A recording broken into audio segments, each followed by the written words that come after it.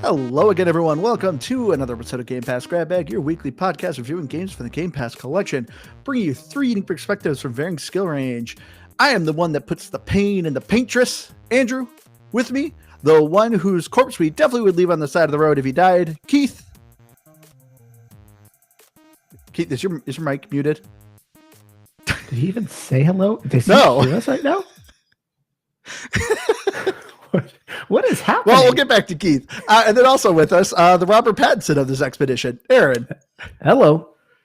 Go ahead, Aaron. Aaron made sure he was like, all right, this is what I want my intro. So go, Aaron. Explain why was this your intro? I did pick the Robert Pattinson of this expedition. I'm sorry, but Gustav is 100% modeled after Robert Pattinson. So I did a quick Google search here, and sure enough, a bunch of people are asking if Robert Pattinson was actually in this game. Oh, Keith, hey, welcome back. Hey, hello, I am here. I don't know what happened. So I couldn't help it. Every stinking scene with Gustav, his expressions and everything, it's Robert Pattinson. The Batman himself is in this game. Well, as Aaron said, if you couldn't figure it out, this episode we did Clair Obscur Expedition 33 by Sandfall Interactive. Expedition 33 is a third-person turn-based action or just an RPG, like an old-school JRPG, where you are playing an expedition that has to go out to the Paintress, who every year has a counter that goes down. And if her counter goes below your age, you end up getting eliminated and you just disappear from existence. So you are the latest expedition that's trying to go and stop her. But before we get into this, I just want to remind everyone, please make sure you join us on our YouTube, on our Discord, all the things. We live record every Wednesday around 8:30, 9 o'clock EST. So come join us. Always love having people join us. But let's get into this. Expedition 33. So whether or not this is a game or a pass for me, this is a hard pass. This game sucks. No, I'm just kidding. This game was awesome. This is a definite game. I absolutely loved this game so much. I was really looking forward to this. I remember seeing the trailers for it and I was like, this looks really interesting. The art style of it, the story of it. I was like, I really want to learn a lot about this game. And this game did not disappoint. There's very little I dislike about this game. I was so hooked on this. And this past couple of weeks has been very difficult. Game Pass is just keep coming out with games that are like fantastic games that are fantastic games. Like seriously, Xbox, like you need to chill. I haven't seen my children in weeks. Like you need to stop. Okay, that is a joke. It's actually been months. You didn't see them before that. I was gonna say, don't lie. But yes, Expedition 33. This is a definite game. There's very few. I honestly, I would recommend this to everyone. I've been seeing online some people complaining about the dodge and the parry, but we'll get into it. There's a lot of accessibility stuff to it. There's a ways you can build your characters. You got to stick with this game. This game is great. Yeah, I don't think I'm going to say this is for everyone because I get it. The accessibility is there, but there's just people who wouldn't be interested in the game. Now, this has been a very weird stretch of games for me in that I've liked all of the stories. The music has all been really good. These are things that are not typical of what gets me excited about a game, but Clair Obscur does it all. It's a definite game. I'm not going to waste a lot of time going into it here because I'm just going to end up talking a lot about it later. But I'm with Andrew. There's really nothing I don't like about it. It's just a pure definite game. So before I go into this, I just wanted to read some interesting facts about this game. I don't know if Andrew planned on doing this, but by facts, I mean, these are things I saw on the internet. So, so they're true, They can't be lies. So I can confirm they are accurate. So the director of this game thought up the idea of this game while just being bored working at Ubisoft. So a glowing indictment of Ubisoft there. The lead writer of this game, yeah, thank you, Ubisoft, was discovered on Reddit. Yep. So we are going to talk a lot about the writing of this. The composer had never worked on a video game before and was found on SoundCloud. This game was created by junior developers with a staff of around 30 people. just understanding that I do not want to talk about this game. Like, I don't want to speak in too much hyperbole, but I think that this game might be a watershed moment in video games. Yeah. The last few weeks, we have hit on a lot of indie games that are not selling for $70 that are hugely defining for their genre. And people are in love with those games. This is a definite game. And unlike Andrew, when I saw the initial trailer for this last year, I think it was during one of the summer showcases. I did not love it. I thought, yikes, that looks like a mix of JRPG and French. I don't know if that's a combo I French really want to RPG, see. FRPG. So I did not come into this one initially excited. I obviously heard the buzz, but I'm walking away from it, still plenty left to play in this game, and I'm hooked. It's an excellent game. It's a definite game. Yeah. Craig, thank you so much for joining our conversation here. And he said, would I recommend this for people who aren't JRPG fans? I would. It's so obviously it's all right. When it usually comes to turn-based RPGs, this is usually the thing. I like them, but I know the big things that usually happen with them is they're a grind and they can be very slow. If you're tired, they can put me to sleep. We recently did Yakuza Like a Dragon, which I really liked a lot. Because a thing I like about turn-based RPGs is I can play with one hand. So having a new baby, I can feed with one hand and play a game with the other one. But this is absolutely engaging. I think this is a ton of fun. I think if you just absolutely hate the style, no, you probably won't like this. But if you're just someone who's like, I don't know, this is a really nice take on it. I think you would like this game if you're not a JRPG fan. No, I think that's a good way, because that's sort of where I fall in these. Like I like the idea of a lot of the JRPG genre. I get bored with them, like you had said. Sea of Stars was another one previous to Clair Obscur that had a excuse me, just like a way of playing that it kept me interested and kept me engaged. So definitely. Yeah, I push back just a little bit. Like, yes, this is a JRPG, but it adds enough of a twist that it actually feels like something you haven't quite played. So I would push back on it a little bit. Again, we will talk about the gameplay a bit, but I do think it's not what you'd expect for a classic JRPG. Absolutely. All right, because we're obviously going to get into it, but just about every category we're going to be talking about here, like I like them in turn-based RPGs, but what Expedition 33 does is great. Starting it off, of course, is the story. This is one thing that is very commonplace with JRPGs. They are usually so slow to start because it's a lot of expedition dump and lore. Hey, welcome to such and such world where there's dragons and there's a princess or whatever, and something's happening, and this is your childhood friend. And it's like 2 hours of just setting this up. But the story of Expedition 33, as I said, it's very quick and to the point. You start off in this town called Lumiere. You already know, like, from your character that something's going on. It's called they call it the Gommage, which, as I said, there's this ominous figure that they see in the distance that has essentially a giant glowing billboard with a number on it. And every year she lowers that number. So it starts the game off at 34. And when she lowers it to 33, anyone who's 34 just ceases to exist. They turn into petals and disappear.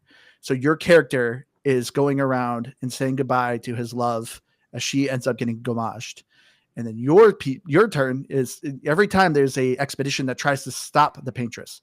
But this has been going on for so many years that at this point, humanity's lost hope. And you are just trying to see if you can stop the paintress. And like, that was it. That was the beginning intro. And it just hit so good.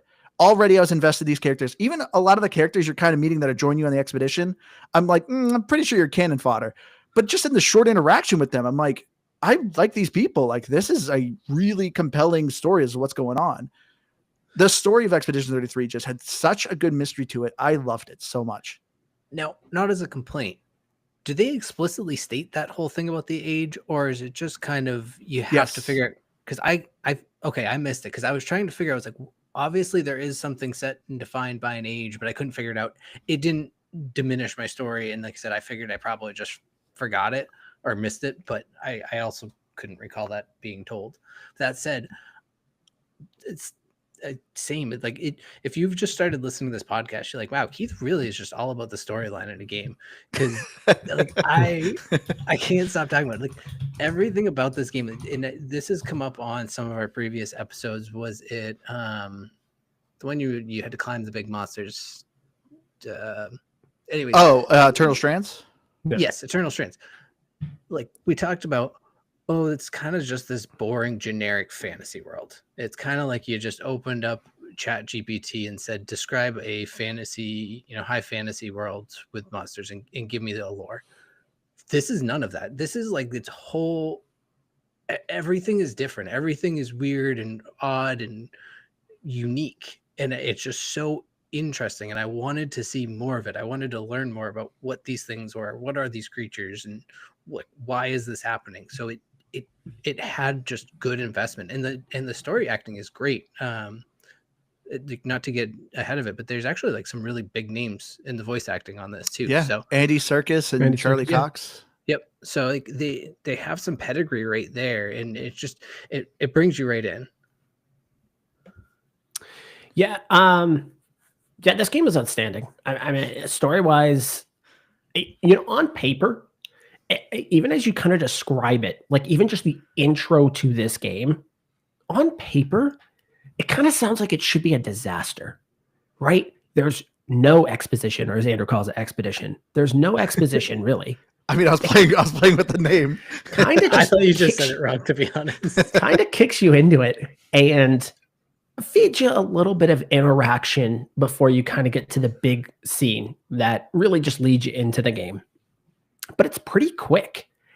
And what you're banking on, you are banking on that emotional hit within 10 to 15 minutes of the game starting. Characters you've literally just met, characters you've seen zero backstory on, in a world you know nothing about.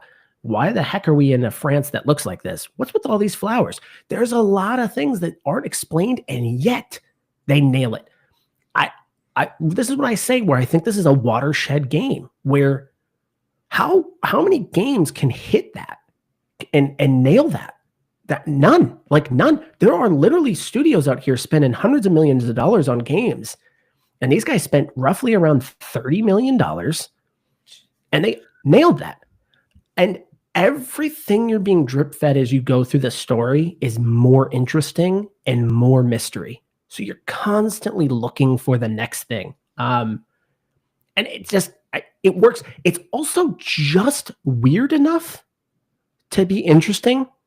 Like the Gestrels are, all right, this is kind of weird. You fighting a mime. Okay, this is also really kind of weird. So it's got that weird, but yet the emotional appeal to it works so well.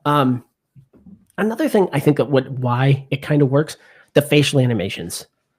We've complained recently with weird teeth and facial animations. We just get weird teeth. This doesn't have weird teeth. Nope. The teeth seem to be pretty good. And the facial expressions, they're subtle. And the subtle facial expressions, I think, is what works and what is allowing these kind of moments to really land. Story-wise, this is outstanding. I will say, I am going to have one slight complaint with the story, but this is kind of commonplace. I generally, it just kind of annoy me. You guys haven't gone as far as me, but there's a handful of moments where the game purposely just doesn't tell you things or explain things.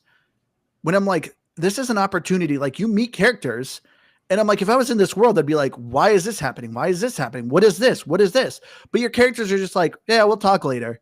And they're just like, okay. And they don't even talk about it later. And there's like so many moments, like they find a journal and they're like, oh my gosh, can you believe this? And then it just cuts out. And I'm just like how am I not learning stuff? Like, come on, like give me, like, it's just being mysterious to be mysterious. It's a slight gripe because obviously, like, you obviously don't want to be like, everything's explained within 5 minutes. But it was just, I wanted to know more. And it was just kind of annoying me. I think I'm the opposite on that. because I appreciate this, especially obviously, when I used to have a movie podcast, this was something I kind of referenced a lot, was I appreciate a story leaving some mystery there for me. Not necessarily like important, like it was just clearly lazy writing, but I appreciate when something leaves a little mystery.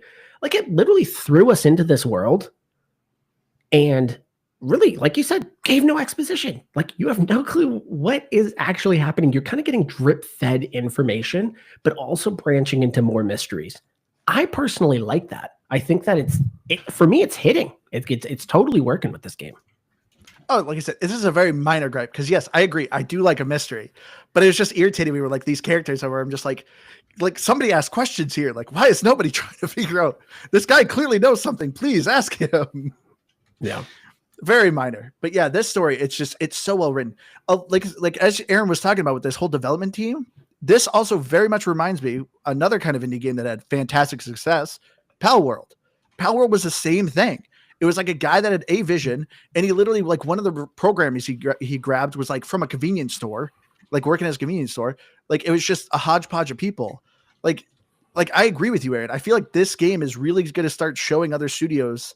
If you have a team that's passionate about what they're doing and not being bogged down by producers and having to put in microtransactions and cosmetics and whatever, if you just let people create a great game, they're going to create a great game.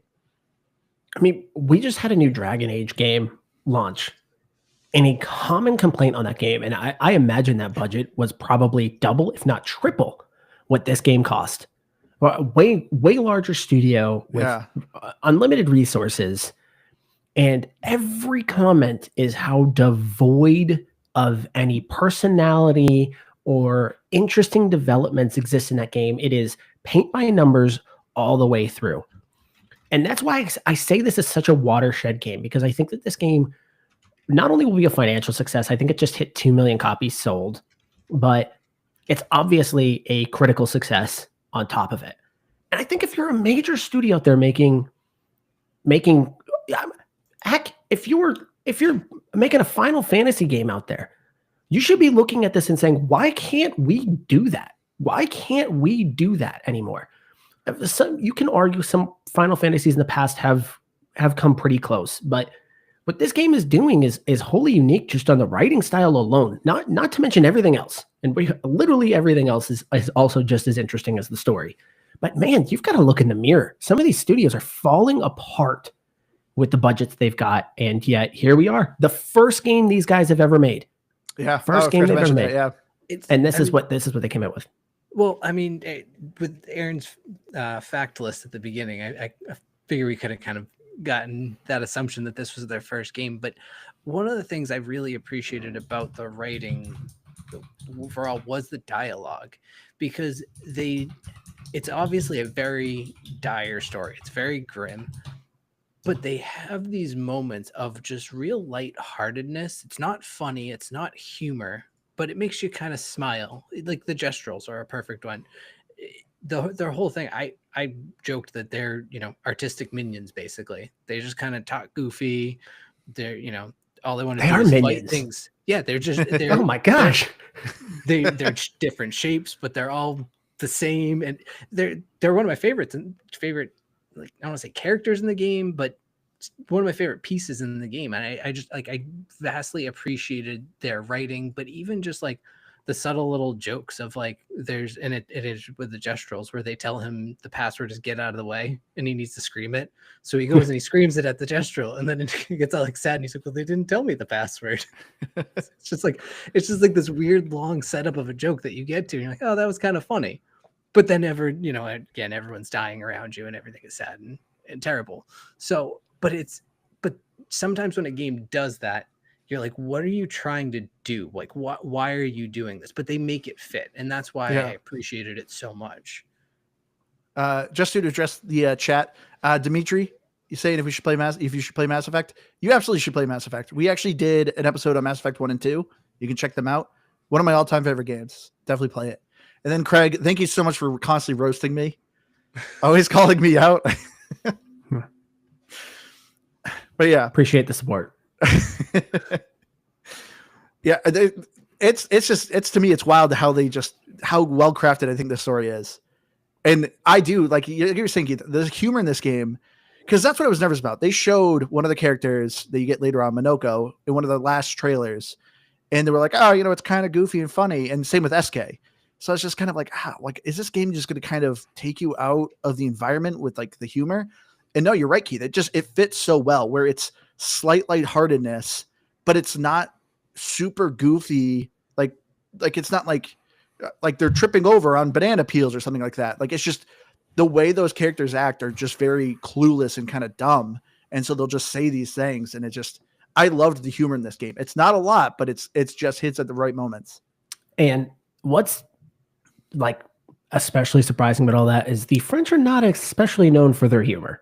So if you expect it going into this, I don't even think a Frenchman would be offended by that.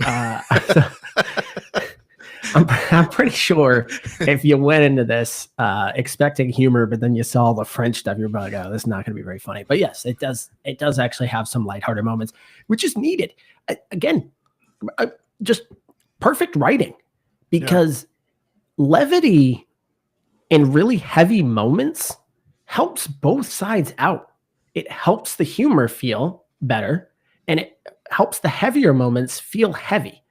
Because when you have a little bit of that light in the dark, both of those things start to stick out and they feel better. So to be able to balance that is a hard thing to do. You see it again kind of in movies a lot where they mess this up, where they go really too heavy on one. And then when they try to put in humor, it just feels uncomfortable and awkward because why is that zooming in on me again? Your camera every time, man.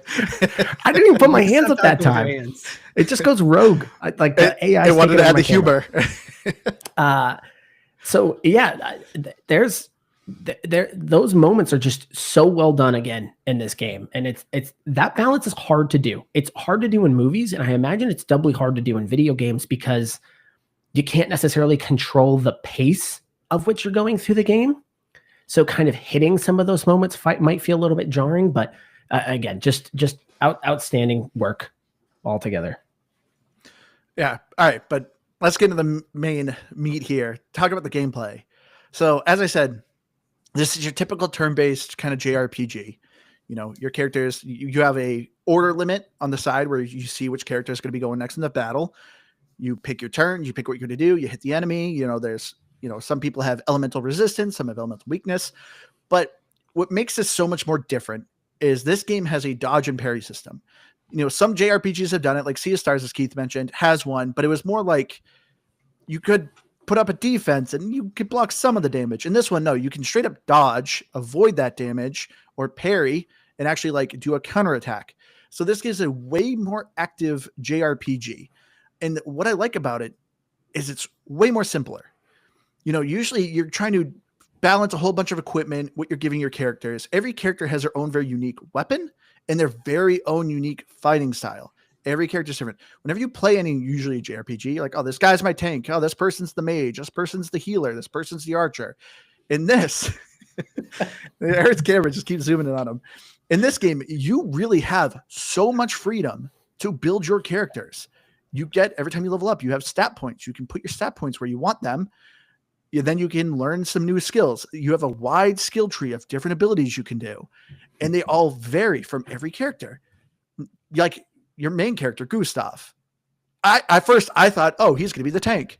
I got to build him with a bunch of health, bunch of defense. But then you look at his stuff and it's like, oh, no, he can heal. He can do defense. He can do offense. Like you can do a lot in this game. And like I said before, I saw a lot of people on the internet being like, I just can't do the dodge. I can't do the parry. But I think with the diversity of how the skill system is done, you can build a lot of defense. You can take hits and any of your characters can heal either themselves or your teammates. And you could just outlast essentially with attrition with the enemies. You can also respect your characters too. I just love this game's combat. You also have an open world. You're going around exploring, solving some relatively basic puzzles. Just the exploration in this game. Oh man, so many hidden bosses, so many collectibles. So this is another important part is you're getting these things called Pictos. Just to explain it simpler, they're pieces of equipment. You can equip 3 of them. If you win 4 battles with them, you get the perk of that Picto that any of your teammates can equip. You can equip an absurd amount of perks and just build your characters the way you want.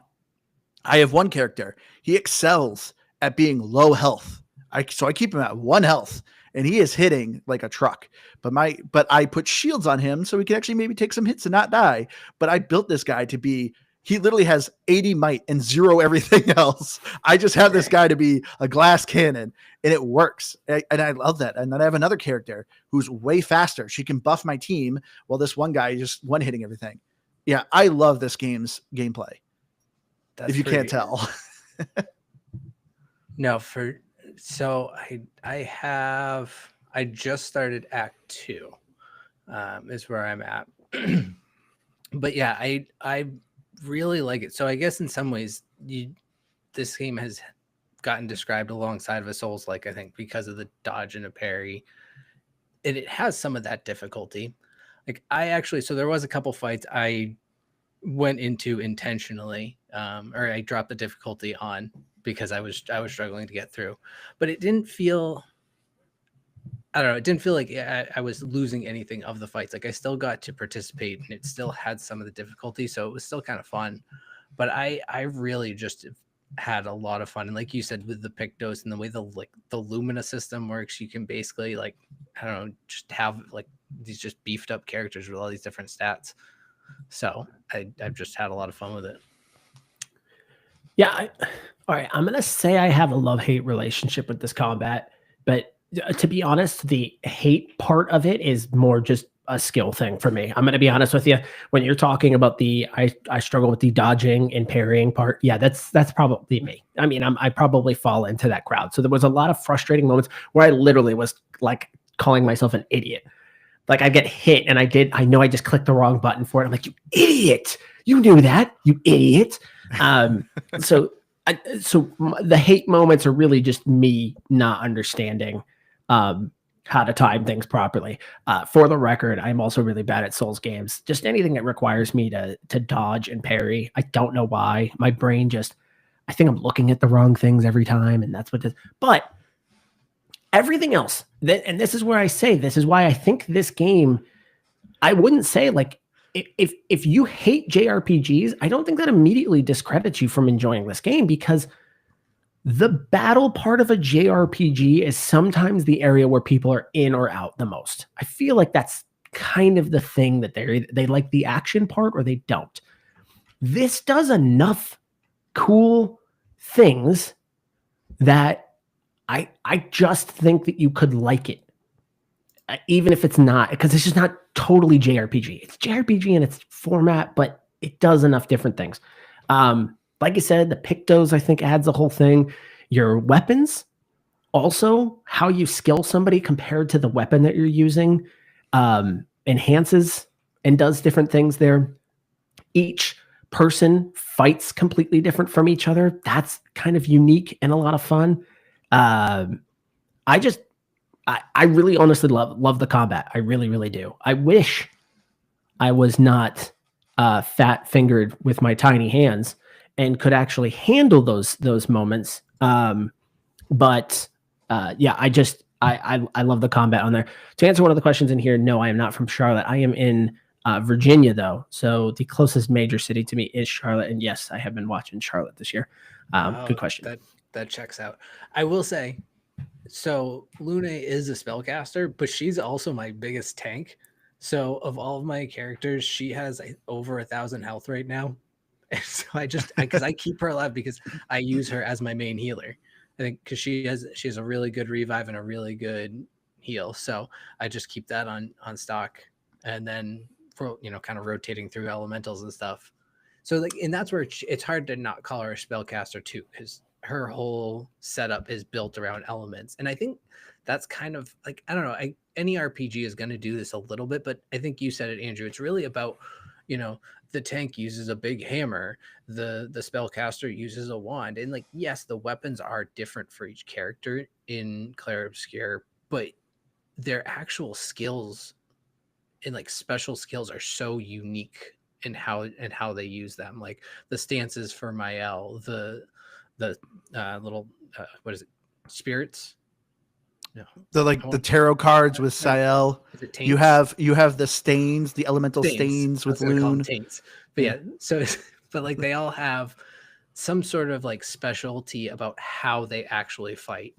And I don't know. I just think that that's a really unique twist on it, and I like that about it. Yeah. Yeah. On top of it all, I think another element of this that makes it interesting are the boss battles, or not boss battles, but really just most of the battles have interesting variations to them. You having the ability to free aim and shoot at somebody to hit weak points on them, interesting. And even this part started to play into strategy. So there's one boss you get to, and this isn't really spoiling anything. So if you haven't played it, it's not really spoiling anything. But there's one that produces these flowers by him. And what I was doing is I was mapping in my head, because it shows you who's coming up next in the fight, because speed plays a factor in who comes up next in the fight. So I was kind of mapping that out. I was looking at who had what points, because every time you shoot one of those guns, it removes one of those points. So you can't use the skills. I remembered whose skills did the most damage to this guy. So I was mapping out, well, how many shots do I want this person to take to get rid of the flowers before his turn, then attack. And it was cool. Like, to me, that was a lot of fun. It was a lot of fun kind of mapping out what I needed to work through on that fight. Because I think I don't know if I died initially on that fight. I might have. And I just realized, I was like, oh, yeah, I think I did. I died. Yeah. So when I got to the second time, I was like, I actually know how to map this out. Like, I know how to map this out. And I liked that element of it. And it to me, that doesn't remind me of JRPGs. Just playing Final Fantasy games, I always felt were just very much just kind of blast damage at it. Yeah. Maybe kind of heal yourself every once in a while, but that's kind of what you're doing. Where this felt like there was this whole other layer happening there that I loved. I thought it was awesome. Well, yeah, because there was fights too. Like there was one of the optional mini bosses that I fought that it took me like a handful of fights, and part of it was because I was going back and updating or changing my skills out, or changing out my Pictos and my Luminas, and like tweaking it to go, okay, I realized I wanted to go really heavy on fire damage for the fight. So I went and readjusted all that, and it still had a ton of dodging. And it's a weird balance that I feel about some of these fights, because in a sense, I like this added element that I have to have this dodge, like really have to not fully master, but you have to get good at the dodge mechanics. But there are some fights, it gets to a certain point where you just feel like it's just a marathon, and you're just like, I've mastered this enough now. I think I can just move on. But you're still going to have to go through 15 more rounds of it doing the same triple attack over and over. Because this boss in particular had 3 attacks, 3.5, because his melee attack, sometimes he would do twice, sometimes he only did once. But outside of that, it was 3 attacks over and over again, and they were all easily mapped. It took forever. Yeah, this is one thing I absolutely loved about this game, because always what goes hand in hand with any JRPG, and that is grind. Almost as everyone just described, most JRPGs, you attack, maybe heal every once in a while, just go back and forth. That's it. But there's always a certain point where you're coming up to a boss and you just get floored. And it's like, well, I got to level up my people. Grind, just kill random guys, keep going, level up. Cool. Now I can take the boss on. And this, with the dodge and parry system, you could essentially take out any boss at level 1. It will take you multiple hours, but if you are good enough, you could do it. And I think this is like the kind of thing, this is definitely a toxic trait of me, because there was many bosses where I would get smoked, but I'm like, I am doing this. And I would spend way too much time fighting this boss just to get, when I completed, I'd gain like 8 levels. So it really helped. But I think this kind of moment is also what made games like, Elden Ring so popular. Like, it's very much skill based. If you can do these things, it'll be hard, it'll be difficult, it'll take you a while, but it's possible. And that's what I loved. That's everything about Expedition 33, is how much freedom I felt like I had on building my character, fighting who I want to fight. It clearly stated if you went to an area that was way too high, it's a danger. Like, man, I want to come to this area, but it gave me the option. It let me do it. So let me learn my lesson pretty quickly that maybe I really shouldn't be there. But there was a couple areas where it's fighting trash and they just would boost up my team so quick because I could actually win a fight or two. And this game also is so good at saving. So good at saving. Anytime you pick up something, saves. Anytime you fight something and win, save. Just anytime you transition a screen, save. Which is also something very rare in a JRPG. Usually you just got to save at checkpoints. But yeah, if you see a boss, and this is a pro tip I didn't realize, but Kel in our Discord mentioned it, that if you're coming up to a boss and it's been a while since it's saved and it's like a distance to walk, if you change your character's outfit, it'll save. So you can save right in front of that boss. And there you go. Now you don't have to travel as much anymore. But yeah, the game's super forgiving to let you just smash your face in an impossible boss in hopes that you can win. I loved it. But and the other thing the great thing about this game is it changes gameplay like a little bit. Like there's mini games. All of a sudden I'm doing a volleyball game on the beach with the Gestrels to it's just unlock cosmetics. And then there's a platformer where you're climbing up a huge mountain, literally climbing like these narrow areas. And if you fall, you got to start all over. But the game has sprinkled these little weird mini games, platforming. It just kept the pace going. And yeah, like I said, usually with a JRPG, it's a grind and you're just doing the same thing over and over again. But this actually mixed things up. Oh yeah, I tried doing that, the platforming one. I gave up real quick on that one. I completed it. It's a bit rough. Yeah, I was like, I feel like it's doable, but it was like towards the end of my night. I was like, yeah, this isn't what I want to be doing. I'm going to try and just go win one more fight. Like I said, it's definitely a toxic trait for me. I'm just like, I got to do this. I can't give up. Yeah, Andrew, you kind of mentioned that JRPG grind. I admit that I fell into that a bunch where when I first kind of got rolled by a boss, I was like, oh, I got to go back and just start grinding. And that's what I thought. You do bring up a great point, though, is that you really don't have to do that. If you're good at the parrying and the dodging, so if you grew up playing Souls games, or if you played Elden Ring and you enjoy that and you're good at that, you'd probably be great with the parrying and the dodging. I didn't, so I was like, all right, I'm gonna power this with just pure muscle. So I'm gonna go grind a little bit. And that's just me kind of getting triggered by this is what JRPGs do, and thinking that's what I need to do. But you're 100% right. There's a way around that. Which, by the way, I need to add, if you do not like the combat in this game, I do think you're missing out if you do. There is literally a story only mode. Yeah. So if I refuse to do it. Like I said, so where I did it in particular, it's because I did it it ended up being for like 3 or 4 fights because I forgot to turn it off. But it was in the it's embarrassing. The Gestral arena, not the story mission one, the optional one, and it was the I think it was supposed to be the final guy, but the one in the last on the list, like the big head guy, he just had this one attack that drove me absolutely bonkers because he would do like an actual fake punch and I would dodge it every single time and it would always hit one shot me and I was like, I'm done, I need to kill this guy and move on. So I storied it up and I got past him. But cheating. Yeah, no, fair.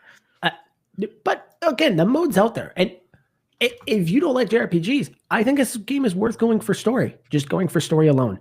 I will mock you, though, because even me, who's not great at it, I refuse to do the story only mode because I do think the combat's fun, even though I'm not great at it. But I do think it's a lot of fun.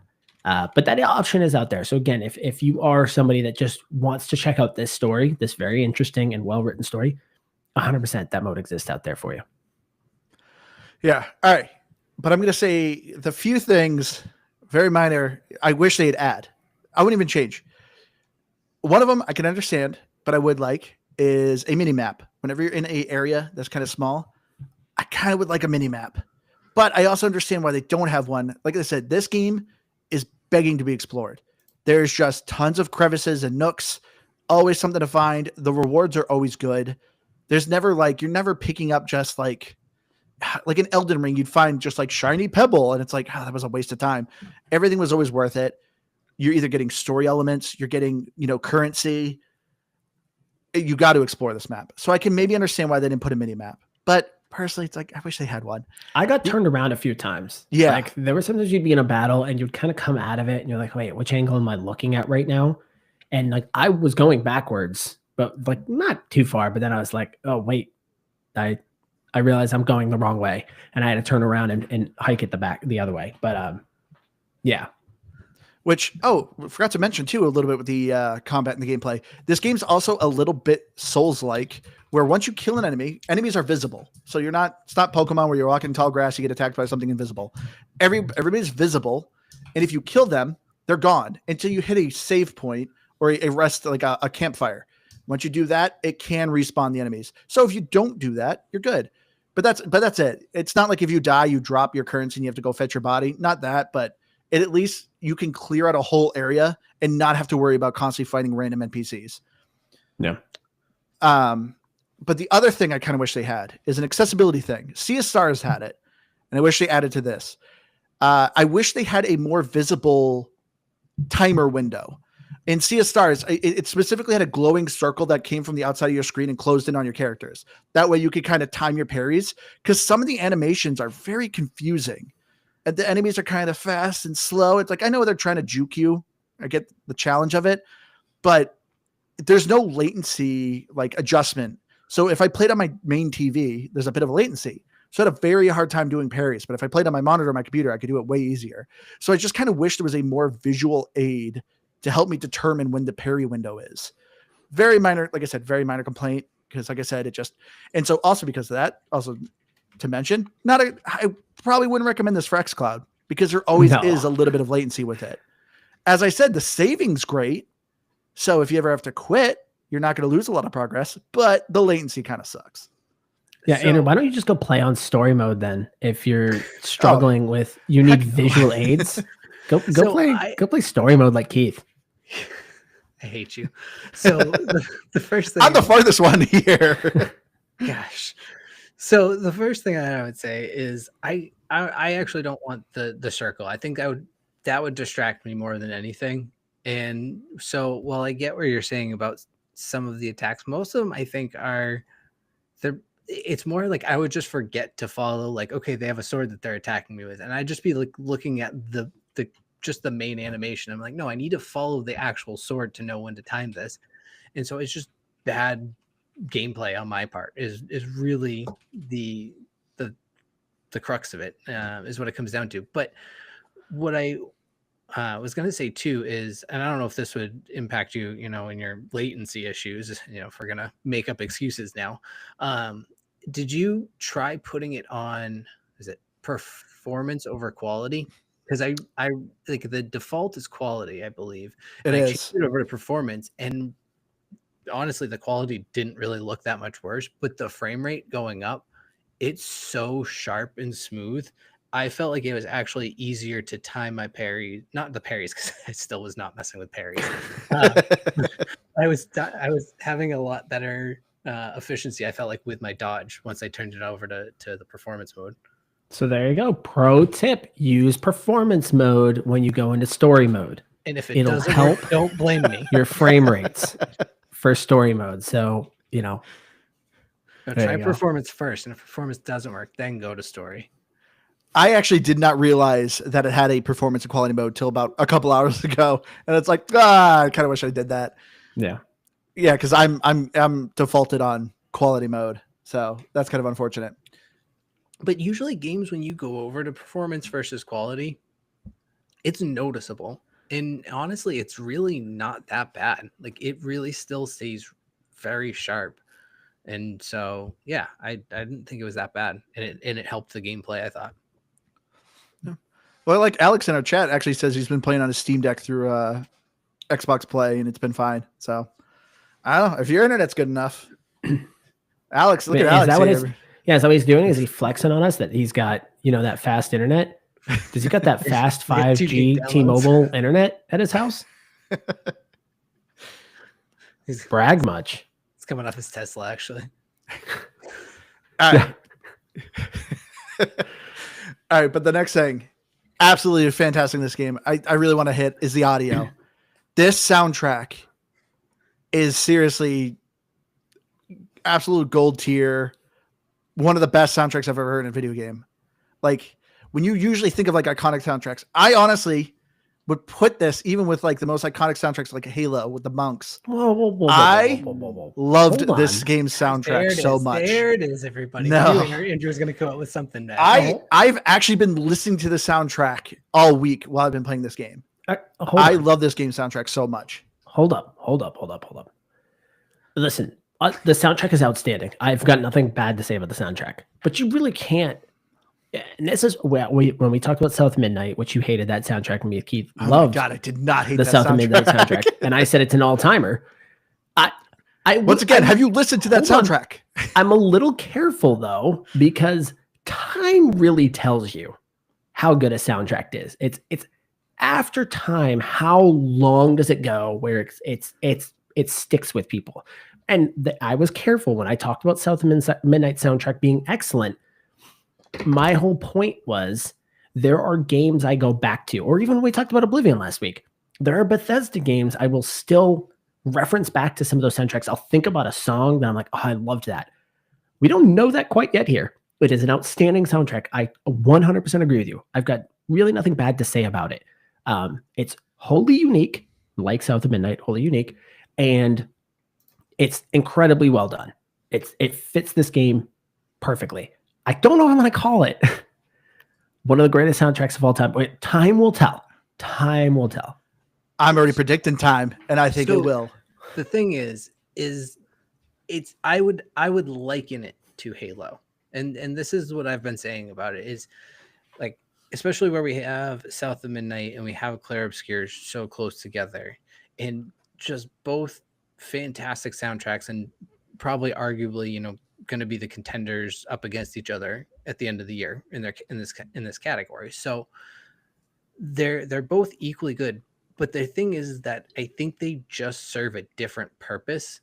In that South of Midnight, the songs were the story. It was an actual part of the storytelling process, and they became so tied into it in that way. But they were also really good. But they were also very important. In Clair Obscur, they're important, but in a way that is like Halo, is that it really sets the tone of the moment, that, a big battle's happening and the music ramps up into it, and you feel the moment through the song. But in the same sense, you can kind of take it out from a story aspect. And that's where they're just completely different in how they're used as elements of the game, but both equally fantastic. All right. So Alex agrees with me, but Craig disagrees with me in the chat. All right. This is why I'm going to kind of explain a little bit. The music never stops in this game. It is always going. So I have it on Spotify on the screen. If you're seeing our video, there is 154 tracks in this game, 7 hours of just music. If you look at the soundtrack, it literally is just like, oh, when you're in the town of this area, this soundtrack, this soundtrack, this soundtrack. It is all over the place. It is nonstop playing, and it is constantly just playing the mood.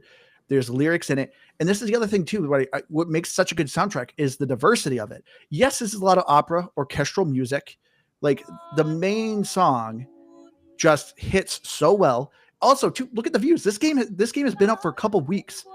The main song has 2.2 million plays. Every song has hundreds of thousands of plays. This soundtrack is just next level. You play something like the main song of Lumiere, really nice, orchestral, calm. My other favorite song was Minoko. As soon as this hit, I was like, this song is awesome. It's just so different. I think the soundtrack is just absolutely phenomenal. This is so loud. It is. People's ears are bleeding right now. It's so weird. I don't know why it's so loud for you guys. I have it like whisper quiet for me. I tried to explain Andrew this before. I know. And I was Anytime he trying tries to play fix music on here, it does not work the way that he thinks it's been working. I know. But I'm not disagreeing with you. Again, I think the music is outstanding. I think you are pushing a pressure button here with me and Keith, just because 2 weeks ago you dogged on South of Midnight soundtrack. I did not dog. I hate that you guys keep So saying now- I hated that so, soundtrack. so now that you're coming My out here only and complaint trying is I didn't like some of the placement of the songs. That was So- all I said. so now that you're coming out here and saying, Damning review. oh, this is as good as Halo, now it's like, okay, all right. Can we really trust any of Andrew's opinions? This is what I'm getting I at. mean, I'm just saying. I think like now, he put me on a side where I feel like I'm fighting against this soundtrack when it isn't. I love the soundtrack, but he's making me feel like I have to fight against it because of he's put me into this position. Now I'm getting defensive over something I don't want to be defensive about. The soundtrack's outstanding. On top of that, soundtrack is great. The voice acting in this game is also outstanding. Yes. Like just excellent voice acting in this game. Yeah, how'd they get Andy Serkis? How did they get Robert Pattinson? I mean, that guy is That's the Batman. most impressive. And here he is as Gustav in this game. It's just really impressive stuff. Andy Serkis is obviously no joke. So to get him in this game is pretty impressive. I mean, that is freaking Gollum. Okay, that's Mr. Planet of the Apes, and he is in this game. I Outstanding. feel like- Charlie Cox too. That It's either because I mean I imagine he still got paid a good chunk of money, but money isn't everything for like your name when you're I don't know, you're running kind of his circle, I guess, right? Like he has such a pedigree of things he's worked on to just throw your name, I don't know, really for any amount of money onto just some random indie game of people who've never done this before. Like you said, the music producers off of SoundCloud, the story writers off of Reddit. You're like, what makes him, other than he looks at the story and goes, there's something here, and I believe in it. And I think that's a pretty glowing review in that aspect. At least if I, imagine that's his angle. I could be totally wrong. Maybe they just paid him a crap load of money. No, that's probably probably a cool $1 million took care of that for him real quick. If I can, I have not had really a gripe with this game yet. If I have a minor gripe, here's where my minor gripe does pop up though. Excellent voice acting. But this was pointed out in a text message group we were in. Then it did stick out to me as well when I'm playing this. This takes place in France. It's very French. And yet everyone has an English accent for some reason. No, they have an everything accent. When you're picking up journals, they're audio logs. I heard a Russian. I heard one sound maybe Asian, maybe like Japanese. Like you're actually getting a lot of different dialects. It makes me wonder, are there different groups that are going to this island from Yes. different countries? They Is that reference what that. this is? Now, Is that it? well, I thought now- they all came from their area. So that's what's interesting, actually. At least if I recall correctly, now this goes back to the early part of it. They talk about putting up some shell and just like there might be other other cities who've done this too. So like they do reference that they may not be the only settlement that's impacted by these events. Yeah, I mean, nobody But in your there's no group proof, and is Japanese or anything. It's not like But that's where Lune's like Asian. maybe. I don't know. I mean, it's the voice actress too is Asian. Yeah, I guess sure, but it's still just like. But it also could be like if this is some like semi-apocalyptic event, people kind of congregated towards one area, yeah. and you kind of have that happening. So I don't know, but that's back on. That's the part of the story. mystery. It is Part of the mystery. But who knows? And I feel like we always ask this question of like, does this mean there's like a sequel? Is there DLC? Like, will we learn more about this? I don't even know how much they tell us by the end of the story. Because I really hope they come out with like an Expedition 82 and you just play as like a really old geriatric group that has to like equip different depends and canes and walkers to fight enemies. That's what I want. Yeah, because they would have gone on there the year before they died. Yeah. Well, yeah, and so the world was just normal up until that. Anyways, that's going back to the story. The voice acting is really good. I know I was talking about like the kind of the jokes that they tell, but like these moments of these conversations that these characters are having, they feel very genuine. And part of it is the writing, part of it is the actual voice acting too.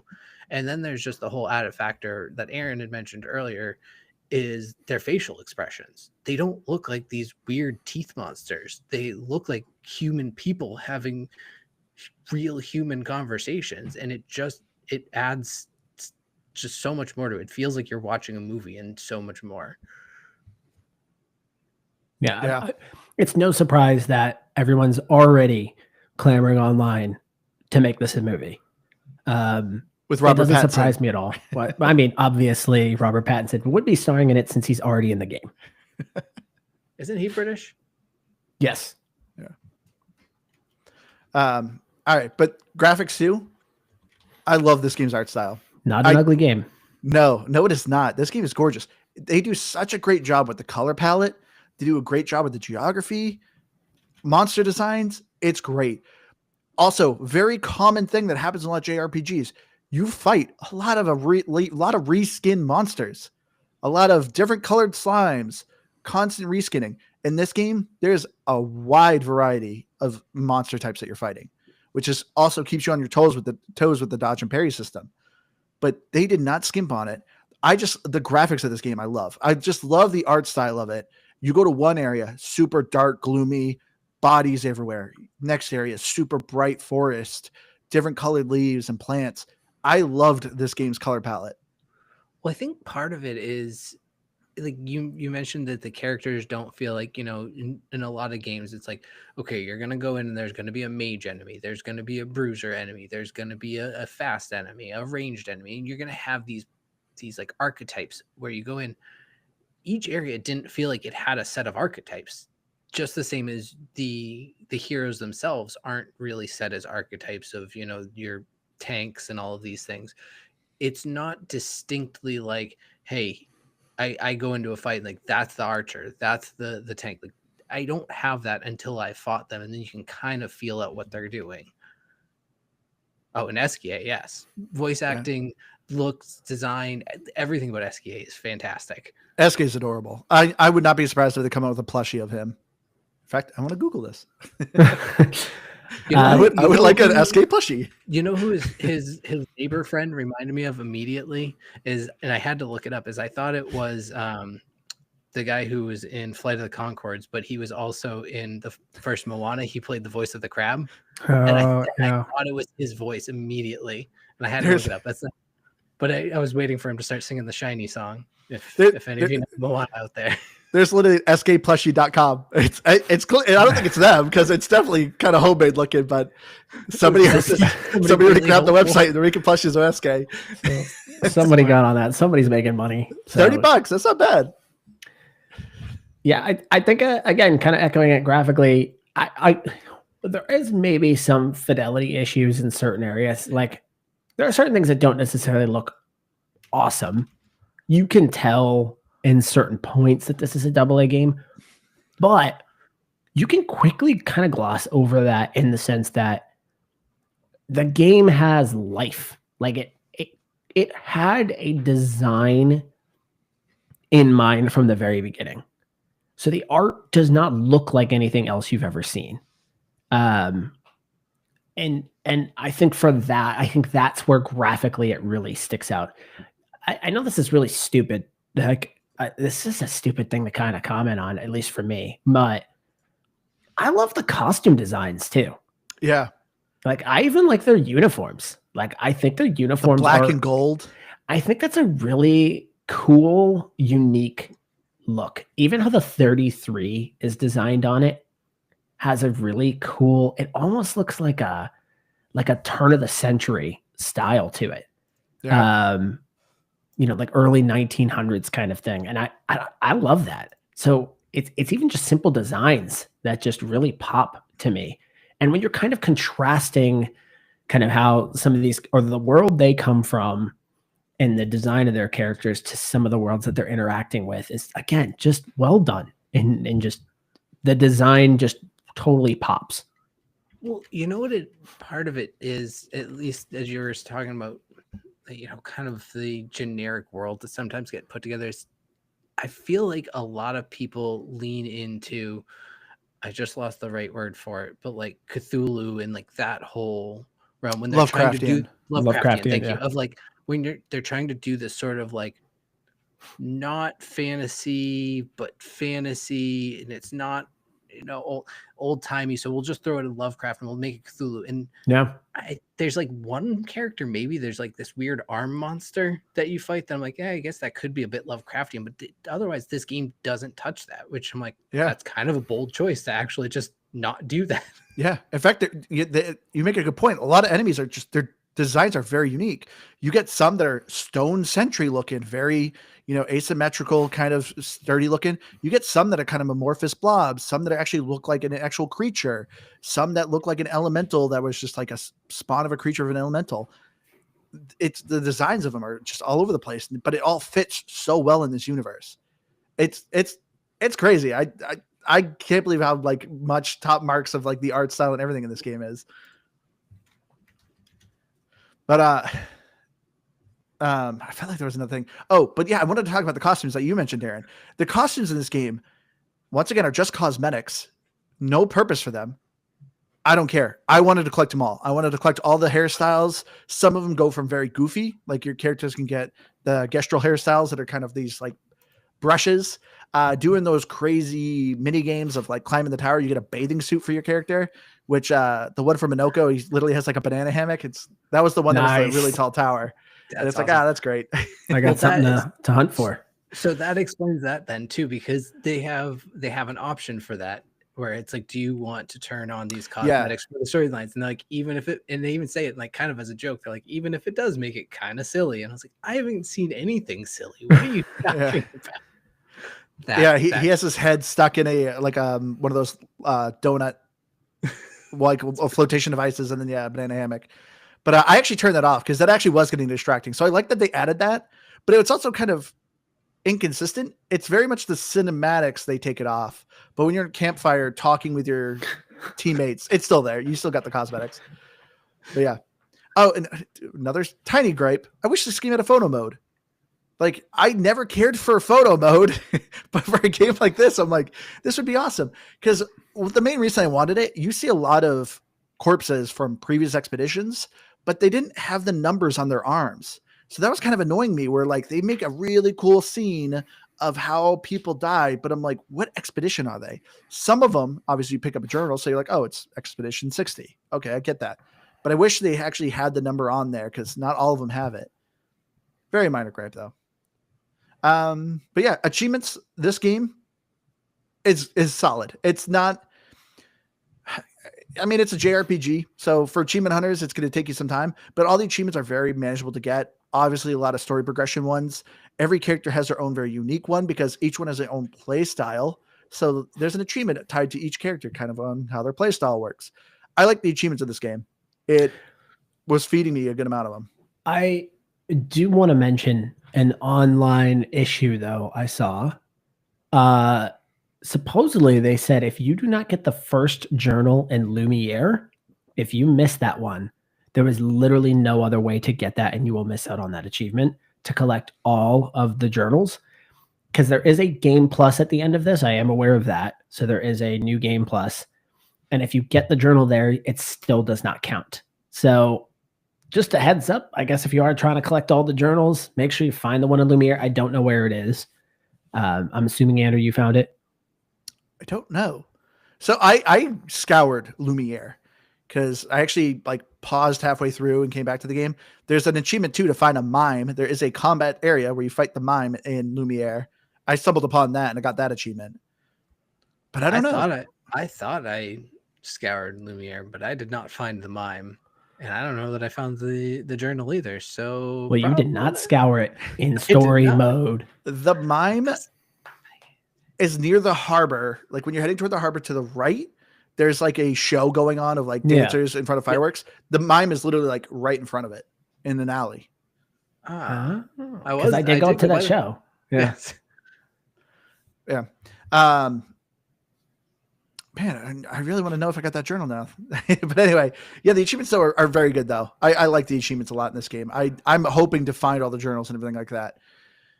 But all right, so let's get into our final thoughts though. Expedition 33. So this is a difficult year. Like I already like a couple games, I'm like, man, this is gonna be my game of the year. Like Kingdom Come Deliverance 2 came out this year. Already I was like, this game's going to be my game of the year. I love Kingdom Come Deliverance 2. But then I played Expedition 33, and I'm like, this game is just high marks across the board for me. This is everything I love in a game. It was made for me. I have so much fun with this. I hate that we keep doing this podcast because I literally just want to keep playing more of this and just keep. Hopefully, we just do like an easy game. Let's do like Paw Patrol next week. Something really simple. Because I just want to keep playing this. But Expedition 33, it's you need to check it out. I understand, like I said, a lot of people kind of complain about the dodge and parry system. I was sucking at it at first, but I was like, I'm gonna get better. Like, you just gotta keep working at it. But like I said, you could build your characters to be more tanky and take hits. And you can you can be fine at sucking at dodging and parrying. It's not totally required. You can lower the difficulty. You can lower the difficulty anytime. There's no achievements tied to difficulty too. I should mention that. But this game is just, I can't praise this game enough. You need to check it out. I'm gonna give it a 97.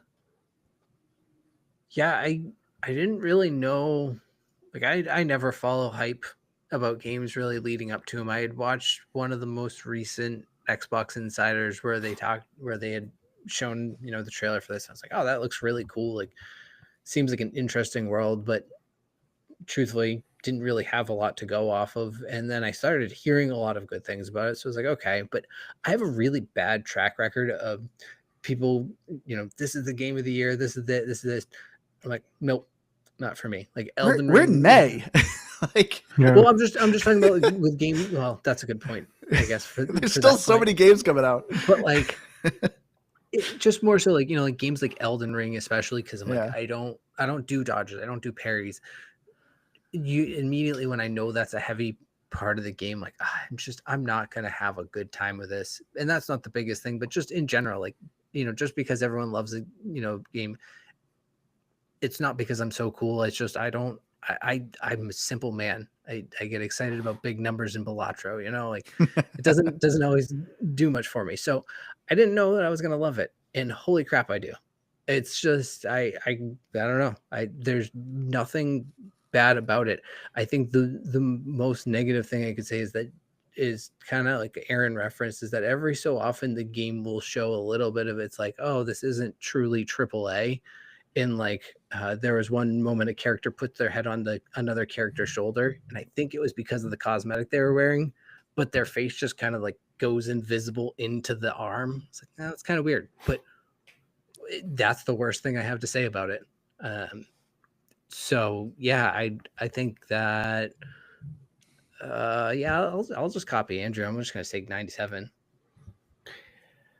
If Keith is giving a story-heavy game a 97, I know. It's a must-play, because that man avoids story at all costs. I mean, Balatro is his favorite game for a reason. It's really funny because 2 weeks ago we reviewed South of Midnight, and I said South of Midnight will be my biggest surprise of the year, where I really didn't have a ton of expectations for that game. And I went into it and I actually loved the game, and I thought it was outstanding. And I can't tell if this actually just surpassed it. Just 2 weeks later, this game might have actually surpassed it, because like I had said, when I saw the initial reveal for this, I felt less for this than I felt for South of Midnight. So maybe this actually ends up being the biggest surprise, and here it is just two weeks later. Yeah, I mean, what else can be said about this game at this point? I mean, it's just it's an outstanding game. There's very little to complain about this game. I don't know what the game of the year is going to be. I don't know. It's crazy to think that this is May. It's crazy to think we're getting these massive games from small studios that are just completely blowing up all over the place. I think somebody pointed out that, like, if you go to the Steam page right now and you look at their top selling games, 3 of their top 20 are AAA games. The rest are double and single A games. And this just gets added to that list of amazing games made by a studio this is their first game with not a lot of budget, but with some really great ideas. And where everyone thinks gaming is dying out and it's struggling. You look at Activision, you look at Ubisoft right now, you see the state of these companies and you think gaming is in trouble. It really isn't. There are studios like this that exist, and there are studios like this that are absolutely killing it right now.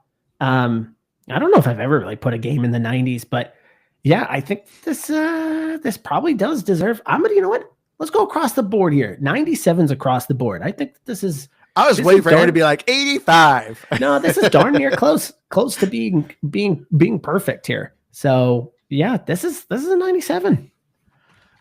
Dimitri in the chat asked what are going to be top 3 game of the year so far. For me, as I said, Kingdom Come Deliverance 2, definitely Expedition 33, and I'd actually even put South of Midnight. But I mean, South of Midnight to me, like after Kingdom Come Deliverance 2 and Expedition 33, like they're very high. See, I cannot wait for Doom. Doom's coming in a couple weeks, and it's like I don't know what I'm going to pick at the end of this year. Listen, here's what sucks about this. It's like, yes, was this an excellent game? Yes. What game am I going to play the most? Marvel Rivals. So Balatro. Yeah. So the problem is my game of the year is probably going to be Marvel Rivals because that's just what I play all the time, and I have a ton of fun playing it. But no, if disqualifying just any type of what do you call those? Not live action, live service games. Discounting all of those, this one is probably at the top of the list. Thank you, Joe, for joining us. Do you want to say? Oh, you said your top 3 in the games in the chat, Keith. Yeah. I mean, as far as this year, well, so yeah, I mean, out of this year, I would really this run of 3 weeks, I think is just it's it right now for where I'm at because I don't really play a lot of games that aren't what we're playing on Game Pass or some Rivals there or whatever other games I'm into, but I don't generally play a lot of games off of this. So yeah, this run of 3 weeks has been like a really, really good stretch of games. So right now, at least this is it, but we'll see where the rest of the year takes us. Man, a couple of people in chat wondering where Liz is. Liz is still around. She just hasn't really wanted to had time to play video games. She's also got a baby to deal with. I know. The one that's that off, goofing off here. She's got the baby to take care of. I know. Ever since we had a new one, it's been much more difficult. And you know what? I kind of take offense to this. Is there like a problem with me? Is everyone just like, where the heck is Liz? Because we got to get rid of me? Because I'm clearly the replacement here. So like this feels like an indictment. So it's kind of messed up. You should maybe ask this question when I'm not around. Yeah, I already did kind of ask the question. I think this year might be the best year for video game music, and especially with Doom coming out. But you're getting another good soundtrack. But yeah, if you agree or disagree, please join us on our Reddit or our Discord. We're very active on there. I will have our links in the show description to our link tree, which will bring you to all the stuff. So, come join us, talk to us, say hi. We always love hearing from people. Thank you all so much who has joined us in our chat today. You guys had some great takes, even though some of you were kind of attacking me. I don't appreciate that. But it's always great to hear you all and interact with you all. Thank you for joining us. I've been your hardcore gamer host, Andrew. You can find me on Xbox Live at Firebird0952. But yeah, like I said, we record every Wednesday around 8:30, 9:30 EST, 8:30 or 9. So yeah, come by and say hi. I've been Keith. Thanks, chat. This has been awesome. This is I think this is the most active our chat has ever been. So this has been a lot of fun. And so hopefully you guys all come back for more. And we'll see you next week, hopefully.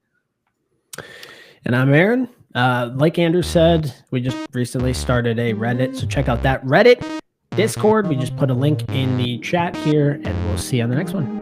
Yeah. Oh, Dimitri, see you like Tectonica. I love you, man. See, I'm not the only one, Aaron. Jeez, game sucks.